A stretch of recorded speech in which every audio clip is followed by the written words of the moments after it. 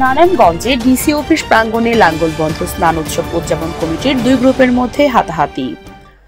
নারায়ণগঞ্জ জেলা প্রশাসকের কার্যালয়ে আগামী ৪ ও ৫ এপ্রিল অনুষ্ঠেয় মহাতীর্থ লাঙ্গলবন্ধ স্নান উৎসব উপলক্ষে জেলা প্রশাসকের কার্যালয়ে প্রস্তুতিমূলক সভায় পতিত আওয়ামী লীগ সরকারের আমলের স্নান উৎসব উদযাপন কমিটির লোকজন ৫ আগস্ট পরবর্তী নবগঠিত স্নানোৎসব ফ্রন্টের লোকজনের সাথে বাগবিতণ্ডা ও হট্টগোলের মধ্য দিয়ে শেষ হয়।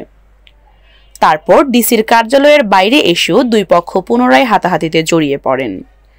হিন্দু সম্প্রদায়ের বিবাদমান দুই গ্রুপের মধ্যে অপ্রীতিকর ঘটনা নিয়ে গত কয়েকদিন ধরে বিভিন্ন মহলে আলোচনার ঝড় বইছে। নিন্দনীয় এই ঘটনাটিকে খুবই দুঃখজনক ও অপ্রত্যাশিত আখ্যা দিয়ে নারায়ণগঞ্জের বিশিষ্ট সাংস্কৃতিক ব্যক্তিত্ব ভবানী শঙ্কর রায় বিশ্বেরবাসী টিভিকে যা বললেন।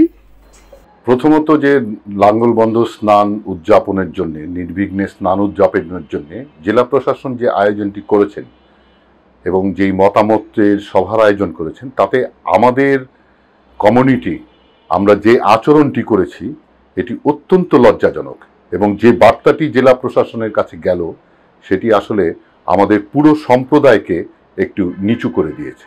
আমার মূল কথা হচ্ছে যে আমাদের এই কয়েকজনের কোনো অধিকার নেই আমাদের এই সমগ্র সম্প্রদায়কে ছোট করা।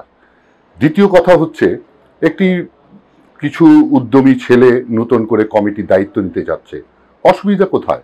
নতুন যদি না আসে তাহলে নেতৃত্ব গড়বে কোত্থেকে?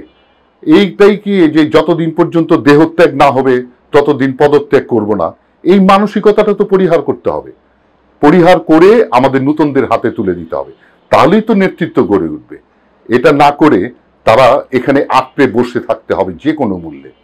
আমি যদি প্রশ্ন করি যে আপনারা এই দীর্ঘ সময়টায় থেকে করেছেনটা কি? যারা তীর্থযাত্রী আসেন তারা কিন্তু প্রতিটি এই উদযাপন পরিষদ বা কমিটির উপর ভর করে আসেন না, তারা আসেন নিজেদের দায়িত্বে এবং সেবা ক্যাম্পগুলো যে সেবা প্রদান করেন সেটাও যার যার নির্দিষ্ট নিজেদের দায়িত্বেই করেন।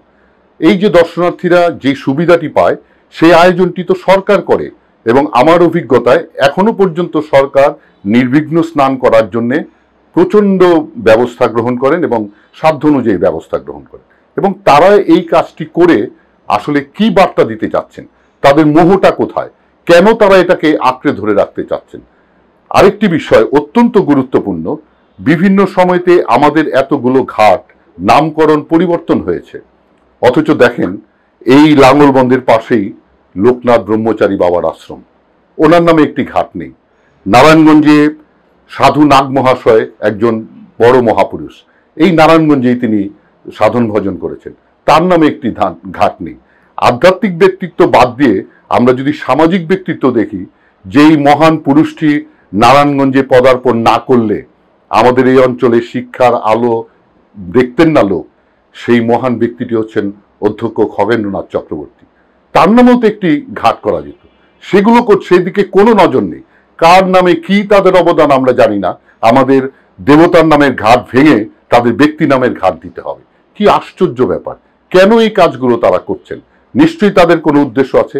আমি পরিষ্কার করে বলতে চাই যে আপনাদের ব্যবসায়িক উদ্দেশ্য, আপনাদের ব্যক্তিগত উদ্দেশ্য, সেটা আপনারা যার যার কাছে খুশি সেখানে আপনি নিজেদের বিলিয়ে দেন, আমাদের আপত্তি নেই। কিন্তু আমাদের কমিউনিটিকে রিপ্রেজেন্ট করে আমাদের কমিউনিটিকে বিক্রি করবেন না, এটাই হচ্ছে আমার মূল কথা।